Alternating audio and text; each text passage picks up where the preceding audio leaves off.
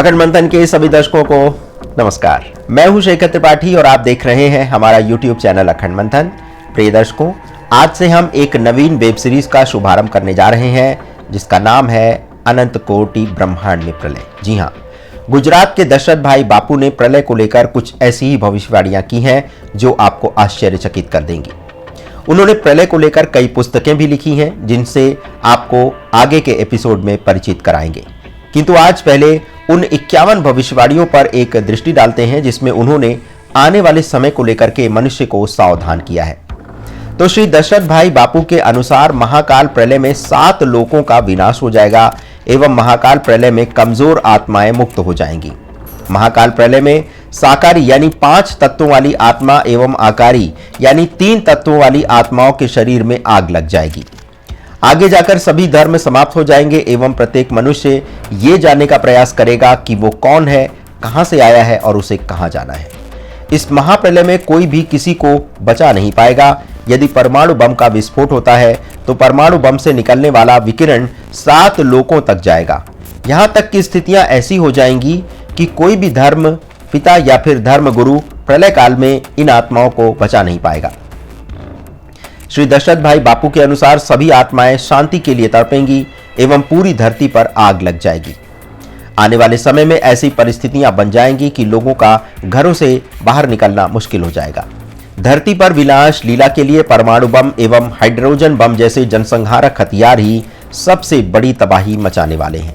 बापू का यह भी कहना है कि 5 तत्वों से बनी दुनिया समाप्त हो जाएगी। तो यदि ध्यान से देखें तो जल तत्व, वायु तत्व, अग्नि तत्व एवं आकाश तत्व की समाप्ति हो सकती है। बापू का कहना है कि जो नई दुनिया बनेगी वह प्रकाश से बनेगी और ये अपने आप में अद्भुत होगी। उनके अनुसार पूरी धरती पर 1000 से अधिक परमाणु बम फटेंगे और लोगों को बचने का अवसर तक नहीं मिलेगा। ना कोई शरीर बचेगा। जो आत्मा शरीर से निकलेगी वह भी अत्यंत पीड़ा का अनुभव करेगी, क्योंकि तापमान के अतिरिक्त धरती पर और कुछ शेष रहेगा ही नहीं।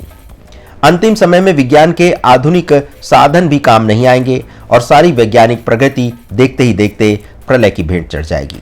परमाणु बम के फूटने से इतनी गर्मी निकलेगी कि सारे ग्लेशियर पिघल जाएंगे और इसी ग्लेशियर के पिघलने से समुद्र का जल स्तर बढ़ेगा और धरती जलमग्न हो जाएगी। बाद में जब परमाणु बम की इसी गर्मी से समुद्र का जल भी सूखने लगेगा और धरती से पानी पूरी तरह से समाप्त हो जाएगा। बापू के अनुसार सारा जल वायु में परिवर्तित हो जाएगा और इस कारण से पूरे वायुमंडल में हाइड्रोजन का स्तर बढ़ जाएगा। वायुमंडल में हाइड्रोजन गैस के बढ़ने से हर ओर आग लगने लगेगी। बापू के अनुसार जब वायुमंडल में अग्नि की मात्रा बढ़ेगी तो पूरी धरती आग के गोले में बदल जाएगी। उनके अनुसार आने वाला समय बहुत ही भयंकर है और ऐसे में धरती पर जो आत्माएं बचेंगी भी उनका भी जीवन बहुत मुश्किल हो जाएगा। बापू का कहना है कि उन्होंने परम शांति की जो तरंगें निर्मित की हैं, केवल वही तरंगें ही लोगों को जीवित रख पाएंगी। परम शांति की तरंगों का अर्थ आत्मशक्ति के जागृत होने से है। उनके अनुसार जिन आत्माओं की शक्ति जागृत होगी वही आत्माएं धरती पर सुरक्षित रह पाएंगी। यदि ध्यान से देखा जाए तो बापू का सारा प्रयास आत्म जागृति को लेकर है। योग साधन के माध्यम से वो पिछले कई वर्षों से लोगों को आत्म को पहचानने का संदेश दे रहे हैं। उनका ये पूर्ण विश्वास है कि जो आत्मा निराकार स्वरूप को धारण कर लेगी या अपने आत्म स्वरूप में स्थित हो जाएगी, उसे महाकाल के प्रलय के दौरान कुछ भी नहीं होगा। निराकार स्वरूप धारण करने वाली आत्माओं को भी अग्नि स्पर्श नहीं कर पाएगी।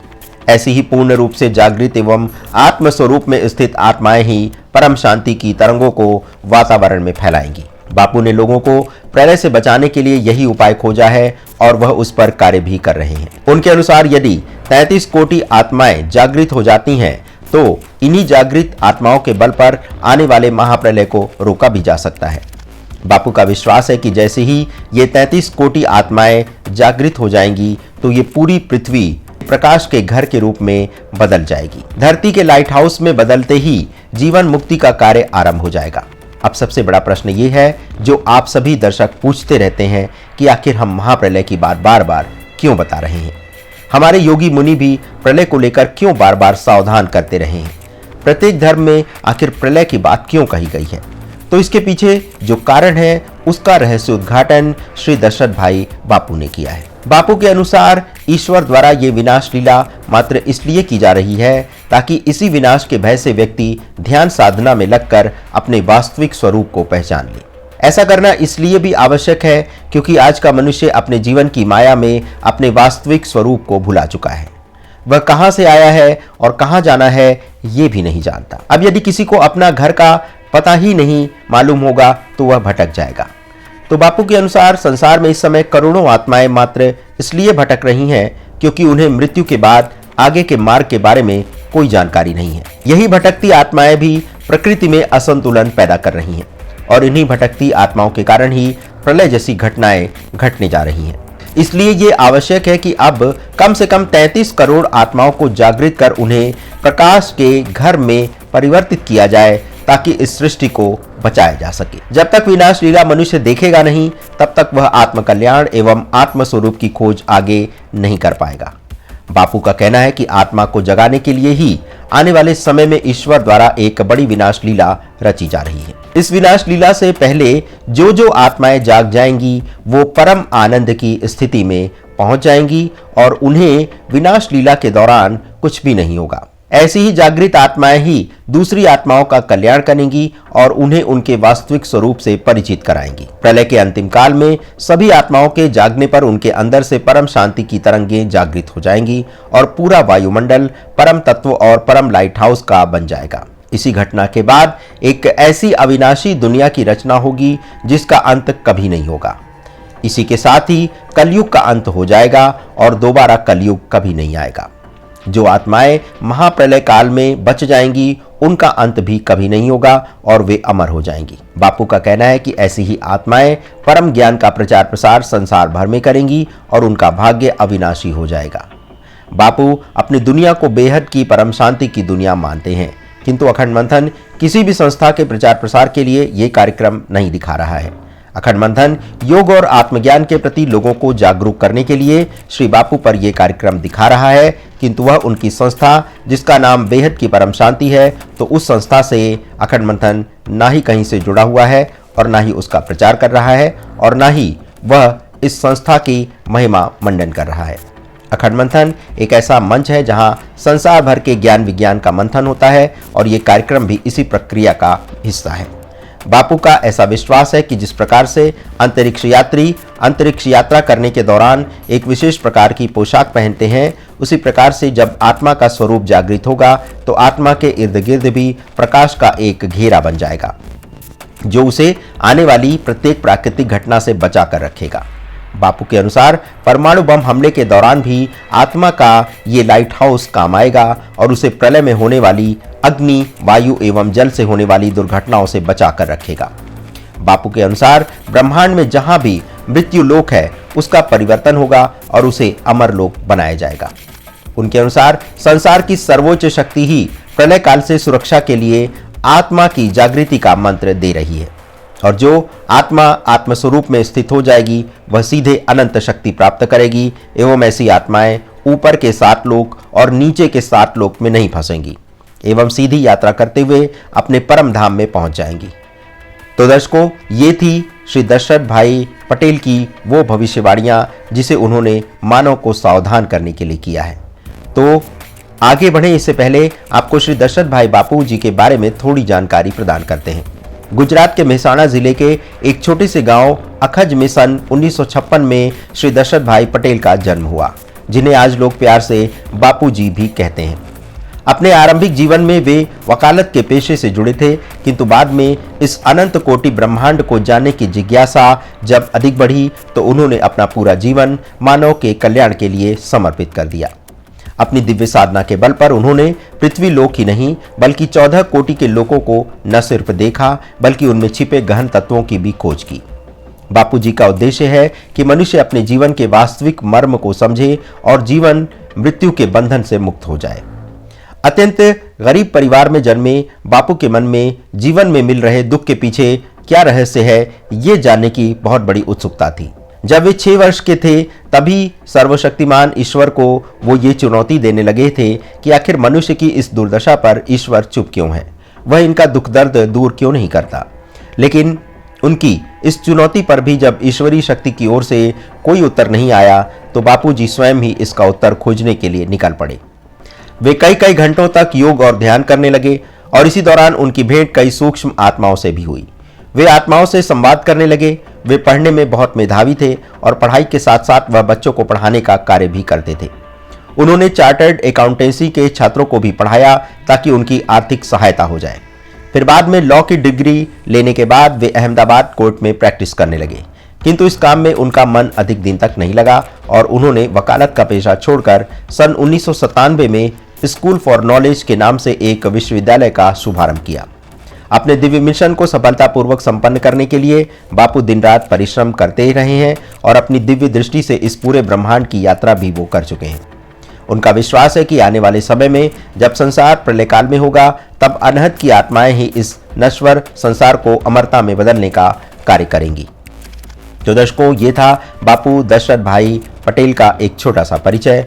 उनकी इन्हीं भविष्यवाणियों को और विस्तार से आपको समझाएंगे अपने आने वाले एपिसोड में। लेकिन सबसे बड़ा प्रश्न ये है कि जब प्रलय की बात आजकल हो ही रही है तो सबसे बड़ा प्रश्न ये भी है कि क्या प्रलय मात्र धरती पर होने वाला है या फिर पूरे ब्रह्मांड में? आखिर इस पूरे ब्रह्मांड में पृथ्वी लोक की क्या स्थिति है? इस पूरी सृष्टि में मनुष्य का क्या अस्तित्व है? इस पूरे ब्रह्मांड में कितने लोक हैं? मनुष्य की आत्मा की गति क्या है? मृत्यु के बाद क्या सारी आत्माएं दूसरे लोक में चली जाती हैं या फिर इसी धरा पर मंडराती रहती हैं? क्या आत्माओं के जाने की गति तीव्र या कम होती है? ऐसे बहुत से रहस्यों से हम पर्दा उठाएंगे अपनी अगली वेब सीरीज के अगले एपिसोड में। और हमारे इस कार्यक्रम में हमारा मार्गदर्शन करेंगे गुजरात के श्री दशरथ भाई बापूजी, जिन्होंने इन तमाम रहस्यों से पर्दा हटाने के लिए एक पुस्तक लिखी है जिसका नाम है अनंत कोटि ब्रह्मांड। तो दर्शकों, हमारी तरफ से ये थी आपके समक्ष एक नई प्रस्तुति और आशा करते हैं कि बापू दशरथ भाई पटेल जो चाहते हैं कि मनुष्य आत्म कल्याण करे यानी आत्मा की उन्नति करे, तो हम इस कार्य में उनके साथ हैं और उनका संदेश आप तक पहुंचाएंगे। किंतु जाते जाते एक बार पुनः स्पष्ट कर दें, क्योंकि इसमें बहुत सारी संस्थाएं हैं जिनके बारे में हमें कोई बहुत ज़्यादा जानकारी नहीं है।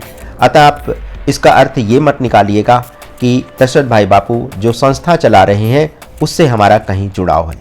हम किसी भी संस्था से जुड़े हुए नहीं हैं, किंतु जो भी संस्थाएं धर्म और आध्यात्म के कार्य में अपना तन मन धन दे रही हैं, उनके इस कार्य को आपके समक्ष लाना हमारा कर्तव्य है। और इसी कर्तव्य को निभाते हुए हमने ये वेब सीरीज का शुभारंभ किया है।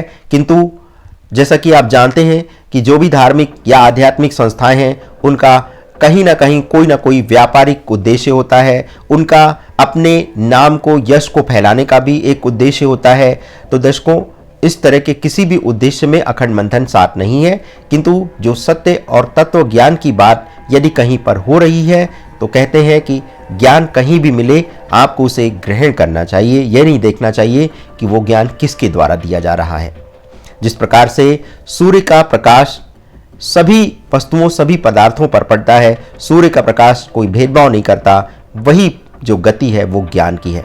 अतः श्री दशरथ भाई बापू जो कि आत्मज्ञान का जो प्रचार प्रसार कर रहे हैं और उसको समझाने का जो प्रचार प्रसार कर रहे हैं वो हमें काफ़ी रोचक लगा और इसी कारणवश हमें इस वेब सीरीज का शुभारंभ करना पड़ा है। आने वाले समय में ब्रह्मांड की अनेक गुत्थियां आपके साथ सुलझाएंगे और इसमें हमारा मार्गदर्शन करेंगे श्री दशरथ भाई बापू जी। उनको बहुत सारी हमारी शुभकामनाएं हैं कि वे इस कार्य को कर करके जो उन्होंने लक्ष्य रखा है कि 33 करोड़ आत्माओं को वो जागृत करेंगे। हमारा ये शुभकामना संदेश है कि श्री बापू ये कार्य सफलतापूर्वक संपन्न करें और हमारा जो भी योगदान इस कार्य में होगा आपको जागृत करने का वो हम करते रहेंगे। धन्यवाद दर्शकों, मिलते हैं इस वेब सीरीज के अगले एपिसोड में बहुत शीघ्र ही। तब तक आप अपना ध्यान रखिएगा, अपने परिवार का ध्यान रखिएगा और अपने स्वास्थ्य का विशेष रूप से ध्यान रखिएगा। धन्यवाद, नमस्कार।